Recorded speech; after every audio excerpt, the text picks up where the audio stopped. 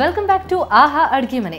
ನಾವು container kitchen ದುನಿಯಾದಲ್ಲಿದ್ದೀವಿ. ಬನ್ನಿ ಅದರ ಬಗ್ಗೆ ಇನ್ನಷ್ಟು ಇಂಟ್ರೆಸ್ಟಿಂಗ್ ಆದಂತಹ ಮಾಹಿತಿಯನ್ನು ಹೊರಹಾಕ್ತಾರೆ. ರೆಡಿಯಾಗಿದ್ದಾರೆ ಕಾಮೇಶ್ವರ ಅವರು. ಸೊ ಕಾಮೇಶ್ವರ ಅವರ ನಿಮ್ಮ ಕಿಚನ್ ನೋಡಿದ್ದಾಯಿತು, ಬಟ್ ಆ ಕಿಚನ್ ಮಾಡುವಾಗ ನಿಮಗೆ ಬಹಳ ಚಾಲೆಂಜಸ್ ಎದುರಿಸಿರ್ತೀರಿ. ಸೊ ಆ ಕಿಚನ್ ಡಿಸೈನ್ ಮಾಡಿದ್ದು ಕಂಪ್ಲೀಟ್ಲಿ ನಿಮ್ಮ ಕೂಸಾದು ಅಥವಾ ಬೇರೆಯವರು ಯಾವ್ದಾದ್ರು ಇನ್ಪುಟ್ಸ್ ಕೊಟ್ಟರೆ ಹೆಂಗೆ? ಇಲ್ಲ, ಕಂಪ್ಲೀಟ್ಲಿ ನನ್ನದೇ ಐಡಿಯಾಸ್ ಇತ್ತು. ಅದು I wanted to keep it very simple, ತುಂಬ ಕಾಂಪ್ಯಾಕ್ಟ್ ಆಗಿ ಎಷ್ಟು ನೀಟಾಗಿ ಆಗುತ್ತೋ ಅಷ್ಟು ನೀಟಾಗಿ ಮಾಡಬೇಕು ಅನ್ನೋದೇ ನಂದು ಐಡಿಯಾ ಇತ್ತು. ಸೊ ಹಾಗಾಗಿ ಅದನ್ನೆಲ್ಲ ಡಿಸೈನ್ ಮಾಡಿದ್ದು ಎಂಟೈರ್ಲಿ ನನ್ನ ಇದ್ರ ಮೇಲೇ ಮಾಡಿದ್ದು. ಓಕೆ. ಸೊ ಆದರೆ ಈ ಕಿಚನ್ ರೆಡಿಯಾಗೋ ಹೊತ್ತಿಗೆ ನೀವು ಅಂತ ಇದ್ರಿ ಯಾರಿಗೂ ತೋರಿಸ್ತಾರೆ, ನಾನು ಸರ್ಪ್ರೈಸ್ ಆಗಿಟ್ಟಿದ್ದೆ ಅಂತ ಹೇಳಿ. ಸೊ ಇಡೀ ಮನೆಯನ್ನು ನೀವು ಡಿಸೈನ್ ಮಾಡುವಾಗ ಕಿಚನ್ಗೆ ಅಂತ ಮೊದಲೇ ಪ್ಲ್ಯಾನ್ ಮಾಡಿದ್ರಾ? ಹೇಗೆ ಆ ಪ್ರಾಸೆಸ್ಸನ್ನು ಹೇಗೆ ಇದು ಮಾಡ್ಕೊಂಡು ಹೋದ್ರಿ?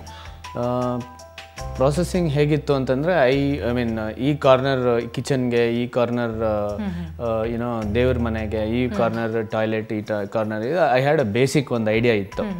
ಯಾಕೆ ಹೇಳ್ತಿದ್ದೀನಿ ಅಂತಂದ್ರೆ ಈಗ ನಾರ್ಮಲ್ ಮನೆಗಳಿಗೂ ಈ ಮನೆಗೂ ಬಹಳ ಡಿಫ್ರೆನ್ಸ್ ಇದೆ. ಸೊ ಅದ್ರದ್ದೊಂದು ಬ್ಲೂ ಪ್ರಿಂಟ್ ಅಂತ ಹಾಕೊಳ್ತಾರೆ. ನೀವು ನಿಮ್ಮ ಬ್ಲೂ ಪ್ರಿಂಟ್ ಹೇಗಿತ್ತು ಅಂತ ಇದ್ರದ್ದು? ಇದರಲ್ಲಿ ಆ್ಯಕ್ಚುಲಿ ಆನ್ ಪೇಪರ್ ಏನಿರಲಿಲ್ಲ, ಸ್ವಲ್ಪ ನನ್ನ ಮೈಂಡಲ್ಲಿತ್ತು. ಇಟ್ಸ್ ಬ್ಲೂ ಪ್ರಿಂಟೋ ಬ್ಲ್ಯಾಕ್ ಪ್ರಿಂಟೋ ಗೊತ್ತಿಲ್ಲ. It was like container print ಇತ್ತು. ಬೇಸಿಕ್ಲಿ 2 ಬಾಕ್ಸಸ್ ನಾವೇನು ಕಂಟೈನರ್ಸ್ ಅಂತ ಕರಿತಾ ಇದೀವೋ ಅದ್ರ ಜೊತೆನೆ ನಾವು ಆಟ ಆಡಬೇಕಾಗಿತ್ತು. ಆ್ಯಂಡ್ ಅದರಲ್ಲಿ ಏನು ಜಾಗ ಇತ್ತು, I just divided it. Okay, this portion goes for kitchen, ಇದು ಟಾಯ್ಲೆಟ್, ಇದು ದೇವ್ರ ಮನೆ, ಇದು ಬೆಡ್ರೂಮ್, ಇದು ಲಿವಿಂಗ್ ರೂಮ್ ಅನ್ನೋ ಥರ ಪ್ಲ್ಯಾನ್ ಮಾಡಿಕೊಂಡು, so I just put these 4 ಪಾರ್ಟಿಷನ್ಸ್ನ ಪ್ಲ್ಯಾನ್ ಮಾಡಿ ಅಕಾರ್ಡಿಂಗ್ಲಿ ನಾನು ವರ್ಕ್ ಮಾಡಿದೆ. ವಿದಿನ್ ದಟ್ ಗಿವನ್ ಸ್ಪೇಸ್ ಏನಿತ್ತು ಅದ್ರ ಮುಖಾಂತರ ಎಷ್ಟೆಷ್ಟು ಸ್ಪೇಸ್ ಅಲೋಕೇಟ್ ಆಗಿತ್ತು ಅಷ್ಟರಲ್ಲೇ ವರ್ಕ್ ಮಾಡಿತ್ತು. ಮತ್ತೆ ನಿಮ್ಮಲ್ಲಿ ಇದು ಓಪನ್ ಕಿಚನ್ ಇಟ್ಟಿದ್ದೀರಿ, ಸೊ ಬಹುಶಃ ಅದಕ್ಕೋಸ್ಕರ ಅದು ಇನ್ನೂ ಒಂಥರ ಸ್ಪೇಷಿಯಸ್ ಆಗಿ ಅನಿಸ್ತಾ ಇದೆ. ಸ್ಪೇಷಿಯಸ್ ಆಗಿರುತ್ತೆ. ಸೊ ಆ ಪ್ಲಾನ್ ಇತ್ತು ನಿಮ್ಮಲ್ಲಿ? ಮೊದಲೇ ಪ್ಲಾನ್ ಇತ್ತು. ನಾನು ಇದು ಮಾಡುವಾಗ ಏನಂತಂದರೆ I got into small details. Like ಈಗ ಏನಾಗುತ್ತೆ ಅಂದರೆ, ಫಾರ್ ಎಕ್ಸಾಂಪಲ್ ನೀವು ಹಿಂದ್ಗಡೆ ಲೈಟ್ಸ್ ನೋಡ್ತಾ ಇದ್ದೀರಾ, in the evenings after 7 o'clock those lights are enough for the entire house. ನೀವು ಕಿಚನ್ಗೆ ಇರ್ಬೋದು, ಲಿವಿಂಗ್ ರೂಮ್ಗೆ ಇರ್ಬೋದು, ಅಥವಾ ಬೆಡ್ರೂಮ್ಗೆ ಇರ್ಬೋದು. If I open this door out ಬೆಡ್ರೂಮ್ಗೆ ಎಲ್ಲ ಇದಕ್ಕೂ I will be just using one light. ಒಂದೇ ಲೈಟ್ ಆನ್ ಮಾಡಿದ್ರೆ there is enough light for the entire thing. So I gave more importance to ಈ ಸಣ್ಣ ಡೀಟೇಲ್ಸ್ಗೆ ತುಂಬ ಇದು ಕೊಟ್ಟೆ. ಫಾರ್ ಎಕ್ಸಾಂಪಲ್ ಡೋರ್ ನೋಡ್ಬೋದು, ಏನಾಗಿದ್ರು it should be very easy. And ನಾವು ಈ ಥರ ಸ್ಪೇಷಿಯಸ್ ಆಗಿ ಮಾಡ್ಕೋಬೇಕು ಅಂದಾಗ it should be compact at same time spacious ಆಗಿ ಇರಬೇಕು. ಕರೆಕ್ಟ್.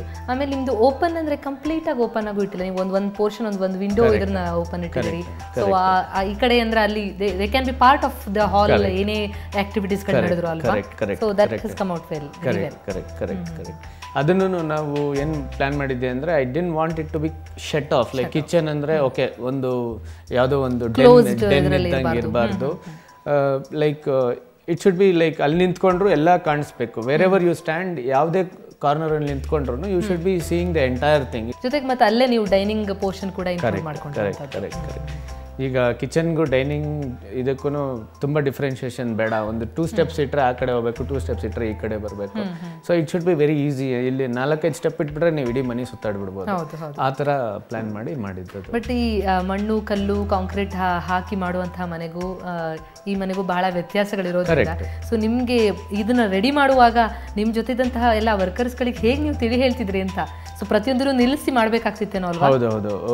ಆ್ಯಕ್ಚುಲಿ ಏನಾಗಿತ್ತು ಅಂತಂದರೆ, ಇದು ಸ್ಟಾರ್ಟ್ ಮಾಡಿದಾಗ ನಾವೇನು ಅನ್ಕೊಂಡಿದ್ವಿ ಅಂದರೆ ಒಂದು 4-5 monthsಲ್ಲಿ ಎಲ್ಲ ಮುಗಿಸ್ಬಿಡೋಣ ಅಂತ ಅನ್ಕೊಂಡಿದ್ವಿ.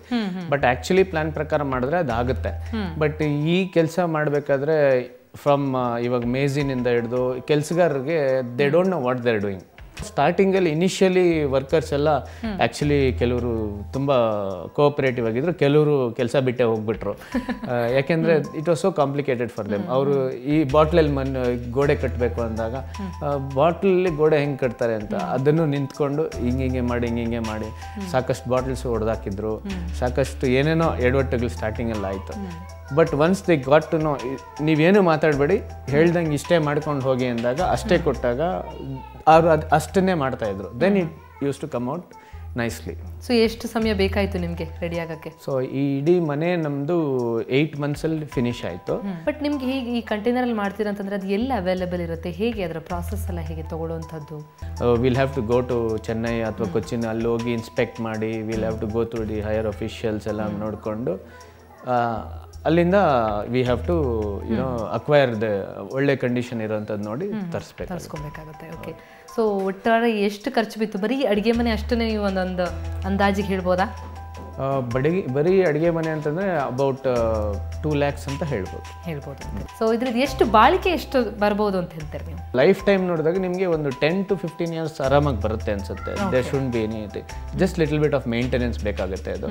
ಸೊ ನಿಜಕ್ಕೂ ಬಹಳ ಸುಂದರವಾಗಿದೆ ನಿಮ್ಮ ಮನೆ, ಹಾಗೆ ನಿಮ್ಮ ಅಡುಗೆ ಮನೆ ಬಹಳ ಭಿನ್ನವಾಗಿದೆ ಕೂಡ.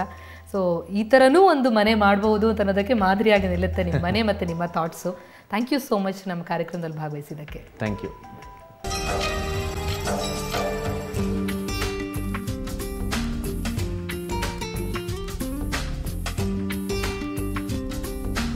ಯಾರದೇ ಪಾಲಿಗೆ ಆಗಲಿ ಮನೆ ಅಥವಾ ಅಡುಗೆ ಮನೆ ಕನಸಿನ ಕೂಸಾಗಿರುತ್ತೆ. ಅದನ್ನು ಇನ್ನಷ್ಟು ಸೃಜನಶೀಲವಾಗಿ ಮಾಡ್ಬೋದು, ಇಷ್ಟು ಸುಂದರವಾಗಿ ರೂಪಿಸ್ಬೋದು ಕಂಟೈನರ್ಲಿ ಅನ್ನೋದನ್ನು ಕಾಮೇಶ್ವರ್ ಅವರು ತೋರಿಸ್ಕೊಟ್ಟಿದ್ದಾರೆ. ಇದೇ ರೀತಿ ವಿಭಿನ್ನವಾದಂತಹ ಅಡುಗೆ ಮನೆಗಳ ಅನಾವರಣ ನಿಮ್ಮ ನೆಚ್ಚಿನ ಅಡುಗೆ ಮನೆಯಲ್ಲಿ ಆಗ್ತಾನೆ ಇರುತ್ತೆ.